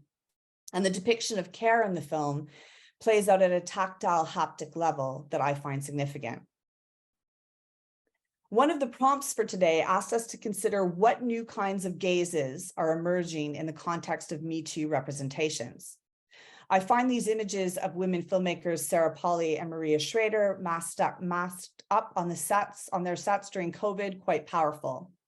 Both Schrader and Polley worked hard behind the scenes to shift established ideas of how to make a film and how to work with actors. Polley, for example, reduced the hours spent on set, worked to create a communal atmosphere of support, and employed a psychologist who specializes in sexual trauma who is on hand for the cast and crew. Schrader and her crew, as I mentioned previously, worked very closely with survivors. They shared the script with them. They made necessary changes when they weren't happy, and they found ways to support them and validate their testimonies. In her extremely influential account of the gaze, Laura Mulvey writes that there are three famous looks associated with the cinema: that of the camera as it records the pro-filmic event, that of the audience as it watches the final product, and that of the characters looking at each other within the screen illusion. In this post-Me Too context, consideration of the pro-filmic gaze has become paramount. In my work on the rise of the intimacy coordinator, someone who works on set to keep actors safe and to choreograph intimate scenes, I explore how this role is working to reconfigure working cultures on TV and film set and producing new ways of looking. I explore the possibilities of an ethical gaze. So to quote from one of the intimacy coordinators we interviewed for our project, we are there watching the monitor, making sure that everything that is being consented to is being shown on camera. The importance of the intimacy coordinator role was foregrounded in the publicity around Michaela Coel's 2020 BBC HBO TV series, I May Destroy You. Sadly, I do not have time to discuss I May Destroy You in the detail I would like, but the series does significant work in terms of complexifying sexual violence, to borrow a phrase from Linda Alcoff. It expands understandings of what counts as sexual violence through the various scenarios around sexual violence, sex, ethics, and consent that it explores over the course of its 12 episodes. And it takes an intersectional approach, exploring how race, gender, and sexuality work to affect the experience of sexual violence. I would like to conclude with this powerful statement from Michaela Coel. In her acceptance speech for Best Actress for I May Destroy You, Coel highlighted the importance of intimacy coordination for the film and television industry and thanked intimacy coordinator Ida O'Brien for, quote, making the space safe for creating physical, emotional, and professional boundaries so that we can make work about exploitation, loss of respect, about abuse of power without being exploited or abused in the process. I find this to be a powerful statement and one that I return to time and again. Intimacy coordinators are working to disrupt power dynamics that have allowed abuse to occur. They, along with the women directors I have referenced in this paper, are working to transform structures of communication on and off screen so that new working practices and new forms of subjectivities can emerge. Thank you. Let me stop sharing this. There we go.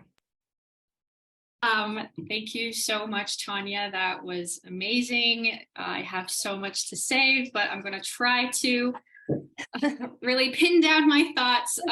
So first I have to ask, have you seen The Last Duel by Ridley Scott? I have. Okay, perfect. Yeah. Or else this would go really badly. Okay, so I draw a lot of similarities between The Last Duel and The Accused, and especially how you talk about the accused in public rape. You know that The Accused is in response to a post-feminist world versus Last Duel is in response to a post #MeToo world.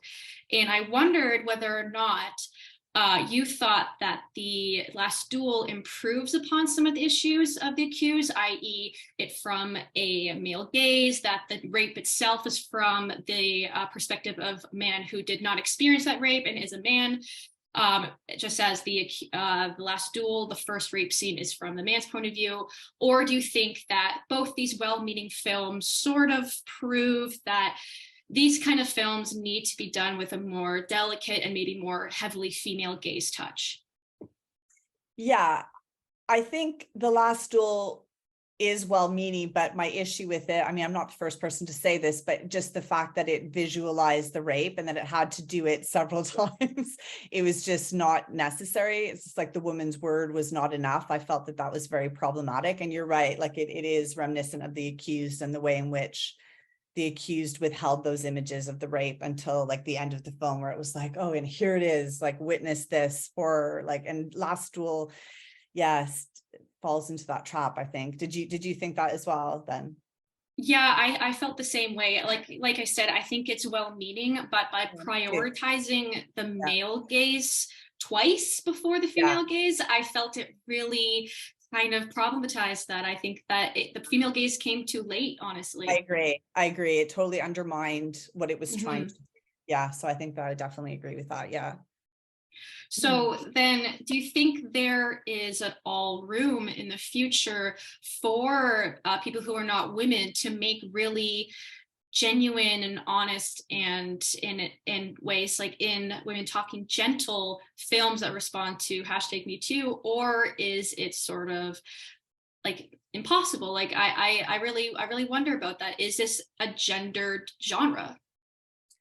I don't think it's impossible, and I don't want to essentialize, and I am really mindful of that. I think that I want to trouble that gender binary, and I don't want to have some sort of essentialist stance. So I do think it's possible if fraught, yes. But I do think that like misogyny hurts everybody, and we have to start to try to find ways to, and I come back to that quote from Rosie Braidotti, but about like understanding all the negative things and addressing that, but at the same time trying to think about ways to create a space for like new forms to emerge is really important. And it's difficult to do that double movement, but really important.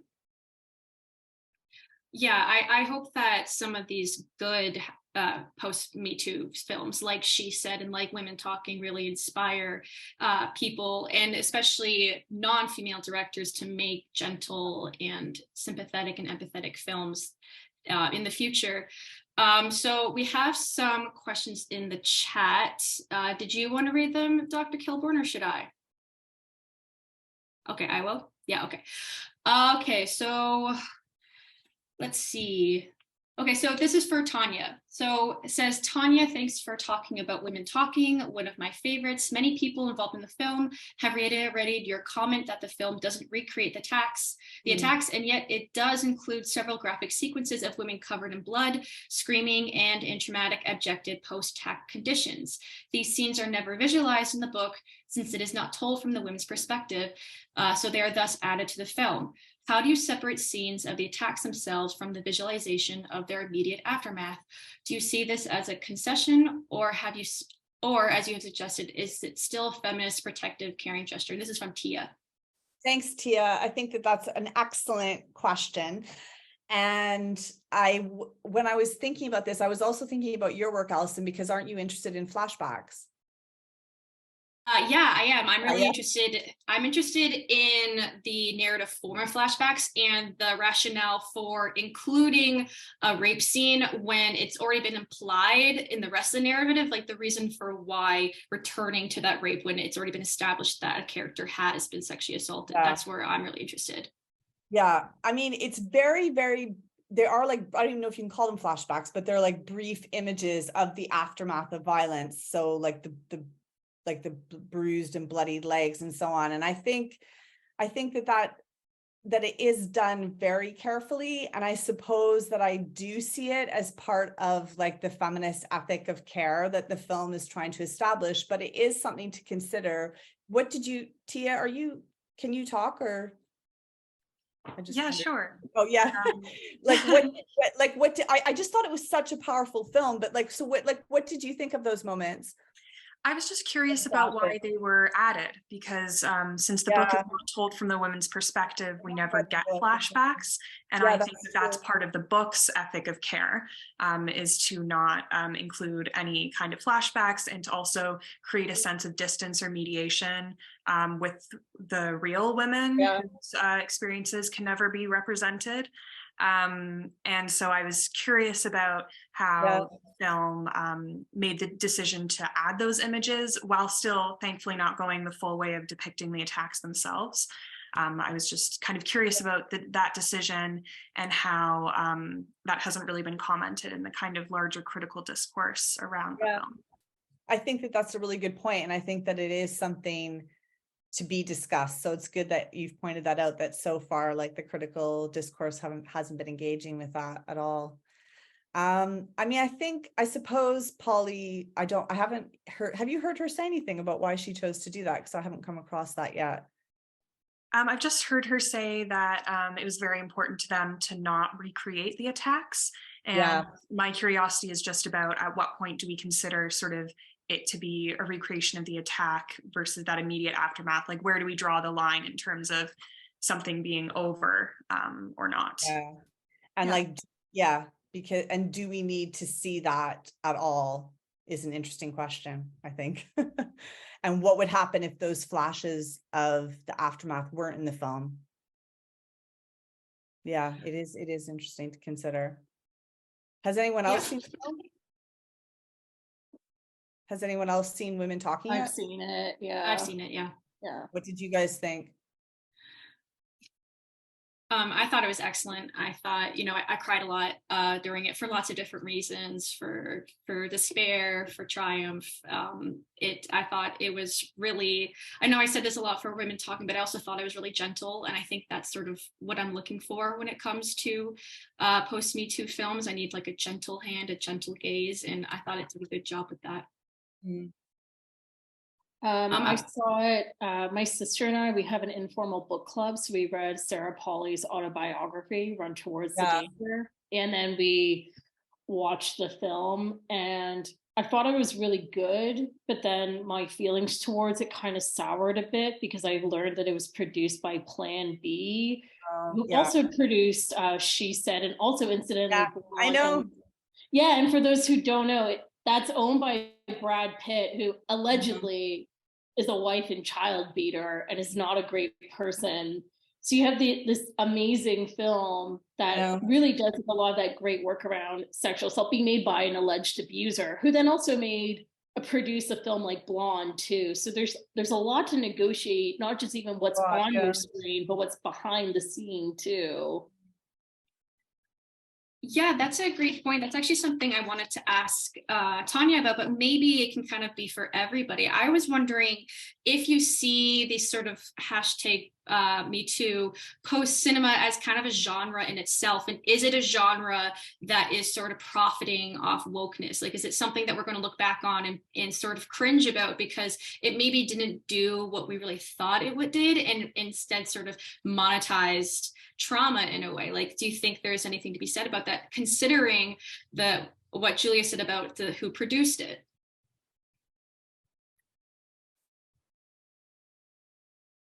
Sorry, was that for me or was that for everybody? It's for everybody. Okay. Anyone, if you want to answer it, go ahead. If Amanda or Julia want to say something, go ahead.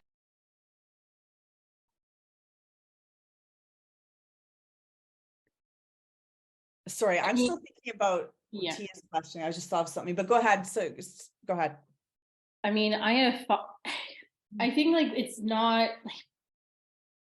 I think because we don't know what's going to go and happen within the cultural zeitgeist and the upcoming, it's really hard to go and say whether or not we're going to look back and cringe. Maybe this might be some of our most productive filmmaking with regards to Me Too and sexual assault.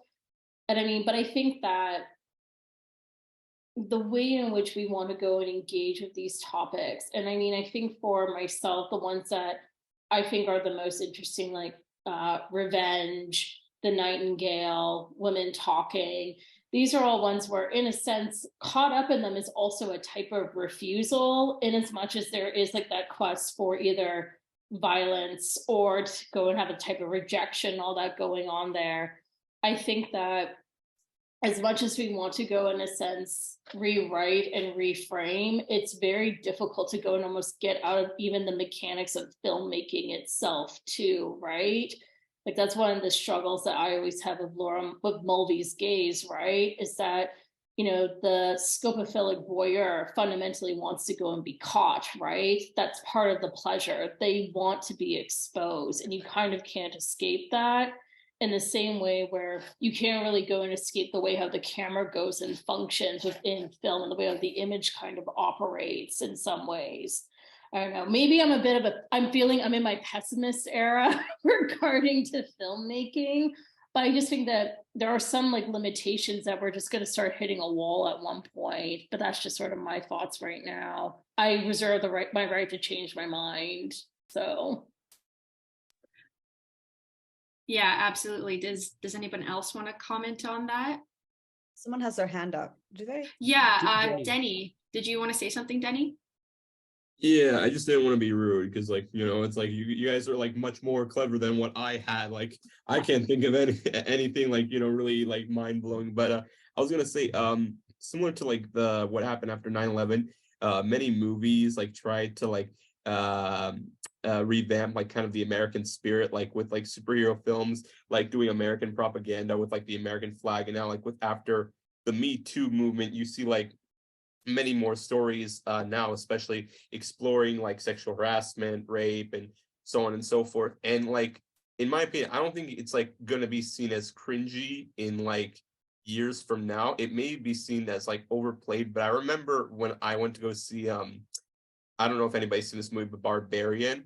I remember there's this particular character who's revealed to be a very, I guess I can already say, a rapist. And I felt that it was really kind of like, I guess it was kind of strange that they try to make it like a twist reveal that he's like, that they're a monster, even though I think would be even more mind blowing would be that, in my opinion, like in stories, like in shows like Law and Order, they have like stories where actually it's not actually the man who's the monster, but there's also women that can act as that too, and they can get away with it because they're seen as more vulnerable types. And like I think now it's become a little bit overplayed that the man is just seemingly single-handedly the monster in like all these kind of like Me Too-esque stories.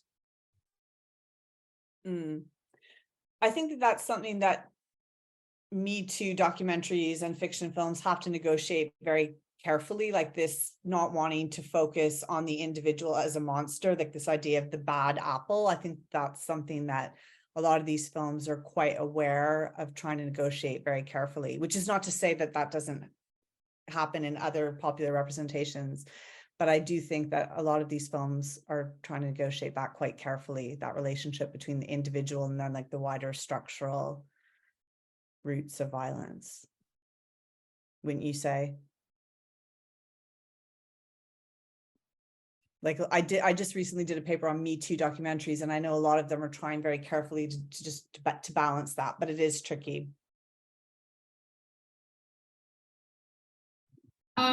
I saw Barbarian and I really enjoyed it. And I actually thought that by having a character who comes across as very charming be a rapist was actually quite clever, especially since the film to me is all about the precariousness of being a woman in a precarious position, you know, that the idea of constantly not knowing which one is the bad guy, you know, the classic, not all men, but we don't know which ones. So I thought that Barbarian really spoke to that idea that, you know, anyone can be an abuser, anyone can be an attacker, but for some reason it's put on women to figure out which ones are which. And I thought Barbarian, especially because it is from a man directed it, I thought it did a really good job of capturing that sort of precariousness that women and other marginalized folk feel in positions like that. So I see what you mean. I think that sometimes it can be overplayed, but I thought Barbarian had a pretty nuanced portrayal of that. So we have another question. This one is for Julia.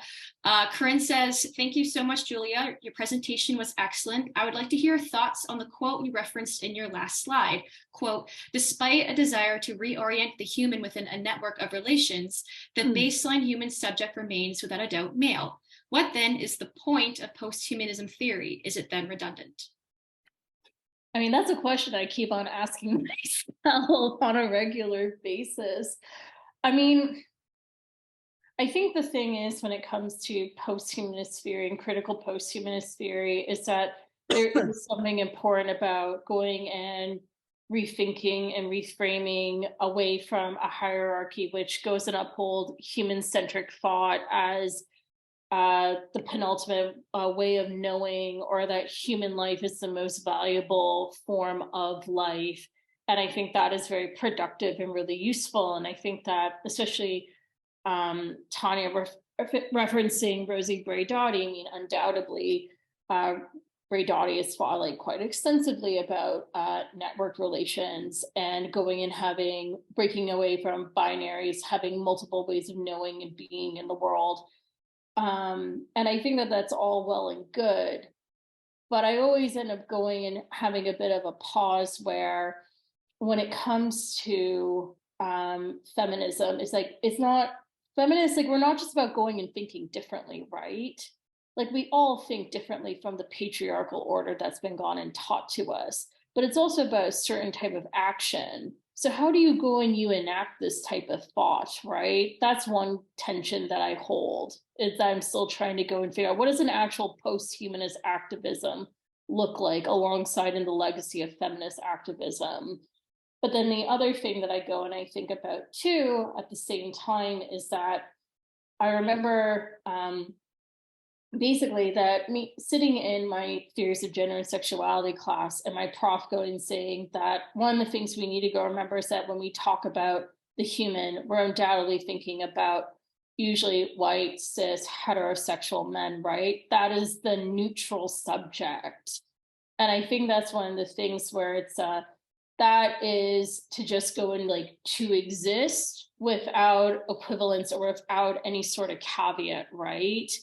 And so if we go and we say we want to go and strip away the human, well, then what becomes the center within that nothingness, so to speak, the neutral subject? But have we really deconstructed that figure of man from being the neutral subject? I don't think we've gotten there yet.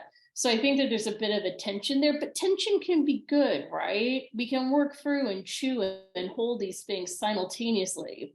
Like, I think that Tar is a great film and Lydia Tar is a terrible person, but I love following the fake Twitter account for her. It's delightful, you know? Is there a fake Twitter account? There's a at real Lydia Tar on Twitter. It's amazing. I thought that you really articulated that so well, that like Lydia is abusive, not because she's queer, because she's a woman, but because she occupies that auteur genius position. Like, I think that you articulated that so well. That's what that film is looking at. Well, yeah, and I think like this is one of the things where when she's having that really contentious argument, or like she's explaining to her one student where you really do need to like balk. I think about, you know, being like, oh, Julia, you're in film, like you have to like Woody Allen. It's like, do I really? Like, or maybe, you know, I can recognize the contribution, but do I have to meaningfully engage with him, you know? And I think that, again, and this is something where it's like, I mean, when we teach, right, we end up going and teaching like quote unquote problematic people, but it's sort of a, no, you can kind of hold the tension of somebody's constructed importance and how they inform, while also at the same time questioning and challenging that importance simultaneously. Yeah, I agree. And there's that whole idea of auteur apologism that comes into play. And then Amanda, something I just wanted to mention to you is like, you know how you were talking about in Promising Young Women, how it doesn't engage with like social media and digital technology, but it's interesting that the rape, like we don't see it, but we see it's via the smartphone and like the sharing of the video. So that's kind of interesting, isn't it? Like that's significant, I think.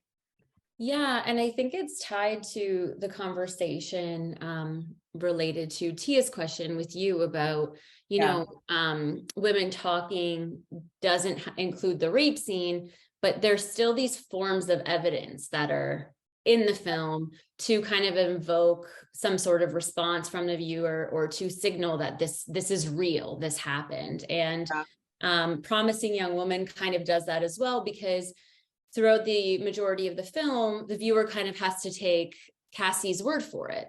And we kind of get the back and forth through the dialogue when she meets with Madison, and Madison said, well, she was blackout drunk. What do you expect? And as a critical viewer, we know that, you know, that logic is incorrect about, you know, if we factor in consent and stuff. But I almost wonder, when we're talking about why are some of these scenes included, if we're thinking about, let's say, a non-critical viewer, where that evidence is required in order for them to be on Cassie's side in the narrative. So I guess what I mean is, if a non-critical viewer is watching the film and they hear Madison kind of invalidate Nina's experience, and then the dean invalidating the experience, and it's kind of not till you get to the defense lawyer where you could see that he's overridden with grief about silencing women, but you still don't know 100% that this truly happened if you're not a critical viewer until there's the cell phone video.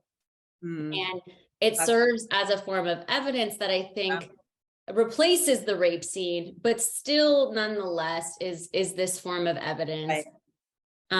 similar to women talking. And it got me thinking about your, in your presentation, you said that one of the strengths of women talking is this dual emotional and intellectual register that the film is able to reach. And in an article that I actually published for a special issue that Russ was doing, I kind of talked about how the rape scene, you know, is something from an ethical perspective shouldn't be in these films, because first of all, it kind of erases what the trauma actually is and kind of ascribes all the trauma to the event, which that's not what trauma is. It's the aftermath of it, but it's like they need this. And what a lot of the research that I did dictated is that audiences need it from an emotional register. They need that form of evidence in one form or another, whether it's the rape scene or whether it's, you know, the bloody kind of nightgown that you said, or the cell phone that is in Promising Young Woman, to get them on that side, so that from an emotional register, they feel like they're on the right side of morality. They can kind of get on board with and so I wonder if, and I liked what you said, Tanya, about you don't want to essentialize like what is the gaze and the predominant gaze. And I totally agree with you. But then I also find this is kind of this limitation of cinema in terms of like the audience, when it's maybe not such a critical audience. Are the films able to register on the level that you're saying for a non-critical audience, if there isn't that emotional component of morality or something, or the evidence? That's interesting. Yeah. Jessica, did you want to say something? Yes. Hi, how you going? Hi, Jessica. Hi, Tanya. How you going? I just thought I'd pop in. Great, you're here. So, I think what Amanda's saying is really interesting, and I've become increasingly. This is also an area I research in representations of domestic violence, gendered violence, trauma. And I've become increasingly interested in the ways that affect is sort of deployed in these films and for my research, particularly television. And I'm sort of trying to think through the ways that we can understand both feminism as an affective experience. So like drawing on like Ahmed and Claire Hemmings, thinking through this idea of like a feminist gut and how we might understand rape revenge films, or even just like television that's around like gendered trauma. And I'm thinking things like Sharp Objects that render trauma as this kind of deeply affective experience, and how that might, you know, sort of collapse that divide that Amanda's talking about between like an intellectual sort of experience of rape culture and a more sort of visceral affective experience that I think film and television really offers. So I guess I'm wondering, like, what do you guys think about the ways that affect, the role that affect can and does play, and can it be productive, or is it always a kind of re-traumatizing?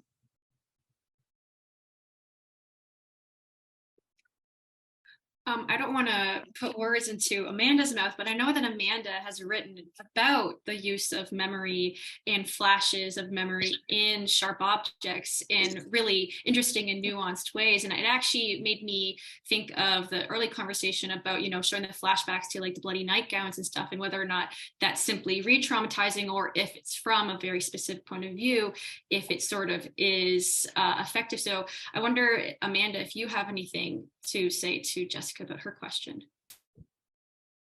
Yeah, thanks, Jessica, and Allison. So yeah, the article that I was talking about, in which I kind of do a comparison between these films that include the rape scene, and they tend to be quite graphic, and then Sharp Objects, which you know, is television. So there's the episodic structure, which kind of I find to be more flexible in representing trauma versus representing the event. But a lot of the research in terms of affect was saying that when there's a highly graphic rape scene, the affect that seems to be produced is more emotional and less critical. So it's the affect of disgust that then kind of repulses the viewer and gets them on the side, when it's rape revenge, on the side of the victim, but not in a critical way, just purely in an emotional way. And when trauma is represented through the kind of memory studies framework, they seem to represent the trauma versus the rape scene. And so when you have these flashbacks represented, they might not be in fact of the rape scene, but as Tanya said, the bloody nightgowns, or in Sharp Objects, there's always the flashback to the shed, and you kind of know that something happened, but you never know for sure. And what I like about that from kind of like a critical perspective is that the evidence isn't necessarily required. In Sharp Objects, you don't know what happened at all. There's no blood, there's no anything. So that's what I really love about that representation, is they kind of avoid any of that form of evidence that a bloody nightgown or a digital video or something would kind of have to represent. But yeah, that's where I land on it. I don't know if Tanya, you had something. Yeah, I mean, I think that affect can be immensely productive, but it's not straightforward, is it? But yeah, I like this idea of like a feminist gut, and sort of how these films and TV shows play out on like an affective register, and like what happens with that affect, like where does it go, what does it do? I suppose that's always the question that I'm interested in exploring, is like, what kind of cultural work does that affect do? Like, what does it get turned into, and what happens with it? That's what interests me. What do you think? Thank you both. That was great. Yeah, no, thank you. I think, yeah, I think it's interesting to think of, I think affect is not necessarily always productive. But I also, I guess, want to tease out the idea that that critical engagement is somehow more preferable to emotional engagement, that there is a sort of hierarchy there that we would, or an implicit hierarchy that we would prefer a kind of critical engagement over an emotional engagement, because I'm not sure that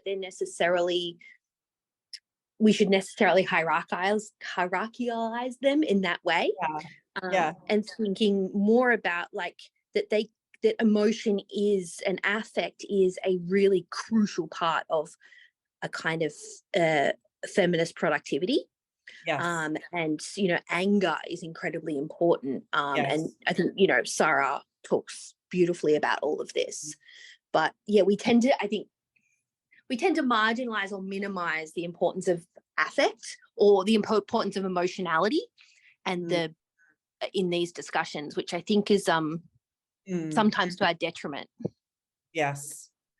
And there is a lot of good work now, isn't there, on anger and Me Too? Yeah, that's great. Thank you. And I'm also thinking about like Lisa Coulthard's fantastic work on sort of the affective turn on crime TV, as this kind of really important moving away from the focus on detection and sort of the critical eye as this kind of cold, unfeeling thing, towards a kind of more emotion-based, trauma-led understanding. Yes, that's a very good point. Thank you, Jessica. Thanks, Tanya. Thanks, Amanda. Okay, I think we have time for one more question. It's from Tia. I'm not sure they're here anymore, but I'll read it anyway. I'd love to hear Amanda's thoughts on the feminist criticism of promising young women. For instance, its move toward a carceral policing response. Is there also a way in which the film waters down its feminism to make itself more palatable to mainstream acceptance? Example, Oscar wins. So I guess Tia isn't here, but what I would ask them is kind of what they mean about the carceral responses. If they mean that Cassie's revenge is carceral, or if the ending of the film in which the police are called is the carceral response. I'm not too sure. I would need clarification, but I guess if Tia is referring to Cassie's response, I know that in my presentation, I talked about how her form of revenge is self-reflection as opposed to violence. But what I was opting to do is not frame that in terms of an evaluation, so that one is better than the other or more productive, just simply through a post-feminist kind of lens, which was the purpose of this discussion. I found that Cassie's form of reflection allowed for a dialogue to kind of challenge some of the post-feminist discourses. But at the same time, it's a form of psychological abuse or trauma, as opposed to the violence. And so that's why I was really trying not to give an evaluation of one over the other. So I'm not sure, but that's why I'm not sure what Tia meant, because I don't see that as like a carceral response anyway. So maybe the ending of the film in which the justice does fall back on the criminal justice system because Al ends up being arrested, and perhaps that's a commentary that isn't particularly critical of the criminal justice system, because so often women don't report, and when they do, their cases are dismissed, or as the defense lawyer kind of scene demonstrates, they're intimidated to dropping the case. And so, yeah, I think that's interesting to include the police at the end, but I think it's because at that point they're dealing with a murder instead of sexual assault. So I wasn't too preoccupied with like the criminal justice system coming in at the very end, but I guess that's how I would answer that. And any comments on the question of whether or not you thought it was watered down to be sort of Oscar baity, perhaps? Yeah, I think that's interesting. So I hadn't considered the film. I've seen the film before this roundtable, but I hadn't thought about it really critically. I was never planning on writing about it or anything. I just, once the call for this roundtable came out and you and Russ invited me, then I decided to look at the film through this post-feminist perspective. And so didn't really consider it from the feminist point of view, just kind of looked at how it intersected with post-feminist discourses.